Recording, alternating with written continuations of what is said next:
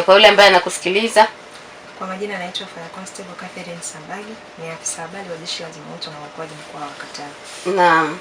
Na siku ya leo hasa kitu gani ambacho tunakwenda kukifahamu kutoka kwako? Kwa siku ya leo kitu ambacho nimekiandaa ni kuhusiana na kuliongelea moja ya jukumu letu ambalo tunalitekeleza sisi kama Jeshi la Zimamoto na Uokoaji. Na jukumu hili ni kufanya ukaguzi wa kinga na tahadhari dhidi ya majanga ya moto. Kama mnavyojua, nadhani hapa naongea na wafanyabiashara wadogo, wafanyabiashara wakubwa, maeneo yote yanayohusisha mikusanyiko. Moja ya jukumu la Jeshi la Zimamoto na Uokoaji ni kufanya ukaguzi wa kinga na tahadhari dhidi ya majanga ya moto. Lakini ukaguzi huu unafanyika lengo ikiwa ni kuwafanya wahusika wa kwenye eneo husika wawe wamejiandaa pindi janga la moto linapokuwa linatokea. Yani manake wanajikinga kwanza na tahadhari. Manake ukaguzi ukishafanyika, basi kuna vitu ambavyo watashauriwa wao kama wafanyabiashara au wao kama watu wahusika katika taasisi fulani, na wataelimishwa kwamba vitu gani na vitu gani wanatakiwa wamiliki ili janga la moto linapotokea basi wajue jinsi gani wanaweza wakalidhibiti, wakapambana nalo au wakaomba msaada moja kwa moja kutoka Jeshi la Zimamoto na Uokoaji. Sasa kutokana na hili jukumu, waga ipo timu ya askari ambayo inazunguka katika hayo maeneo kwa ajili ya kufanya huo ukaguzi wa kinga na tahadhari dhidi ya majanga ya moto. Lakini sasa upo mfumo ambao umetengenezwa. Maanake sasa hivi tunatoka kwa njia ya analog, sasa tunaingia kwenye mambo ya kidijitali. Maanake mfumo huu unaitwa mfumo wa e-zimamoto. Huu mfumo utamtaka muhusika ambaye anaenda kukaguliwa kuliomba ombi la kufanyiwa ukaguzi wa kinga na tahadhari dhidi ya majanga ya moto kwa njia ya mtandao. Yani manake ataingia kwenye mfumo, ata request kwamba mimi nataka ofisi yangu ifanyiwe ukaguzi wa kinga na tahadhari dhidi ya majanga ya moto. Katika ule mfumo zipo details ambazo atatakiwa ajaze. Manake ataulizwa kama kuna watu anawahudumia, na wahudumia watu wangapi, eneo lake liko katika mazingira gani.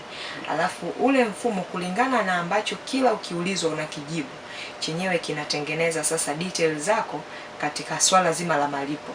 Kwa manake utaambiwa kiasi au gharama unayotakiwa kulipia kulingana na wewe mwenyewe ulivyojielezea. Lakini pia utatolewa control number, kwa sababu haya mambo ni ya kiserikali, kwa ni control number sio cash. Utatolewa control number. Baada ya hapo utalipia hiyo ada ya ukaguzi, alafu sasa timu ya ukaguzi ndio itafuata kuja kwenye eneo lako husika kwa ajili ya kukagua. Yawezekana labda details zangu ambazo nimeziwasilisha zikaenda kinyume tofauti na jinsi mtakavyokuja kulitazama na jengo.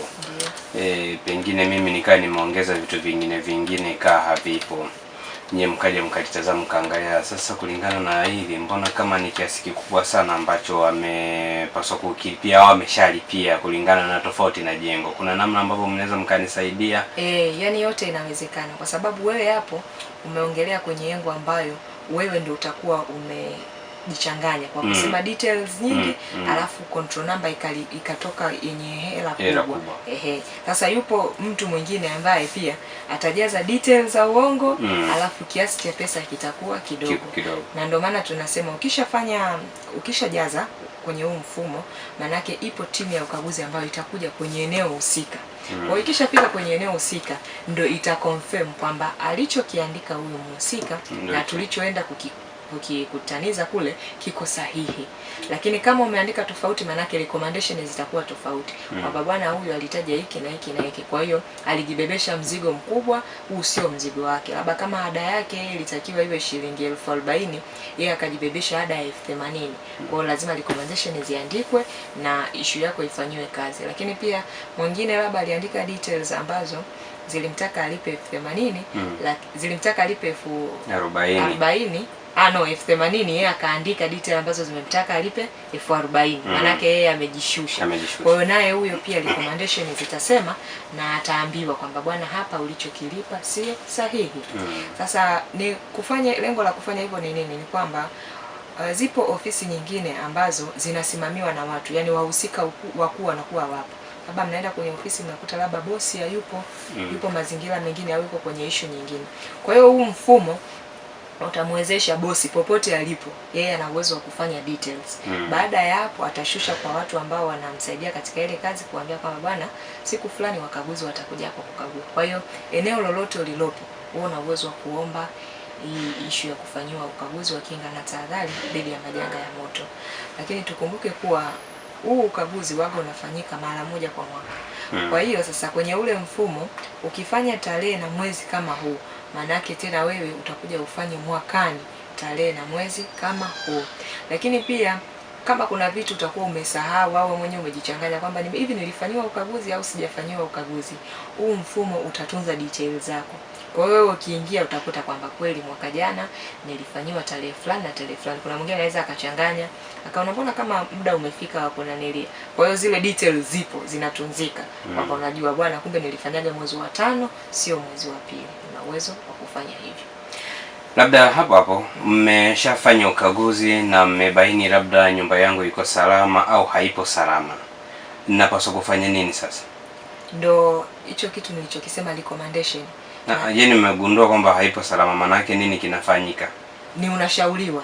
Yaani tunapoenda kwenye biashara yoyote ya mtu yoyote au kwenye jengo lolote ambalo linatakiwa lifanyiwe ukaguzi, tukishafanyiwa ukaguzi, tukibaini kuna changamoto yoyote, unashauriwa. Unaambiwa bwana, hapa rekebisha hapa, rekebisha hapa. Hapa ulipojenga ulikosea. Hii biashara inatakiwa ifanye hivi, labda mfano kwa watu wanaohifadhi nafaka labda. Wanaambiwa labda godown lako bwana lilitakiwa liwe na dirisha sehemu hii na sehemu hii, sehemu hii kuruhusu hewa, au liwe lina mlango wa nyuma, liwe na mlango wa mbele. Ili uwe wa kwanza kupata taarifa zetu, usisahau kusubscribe, kulike na kushare.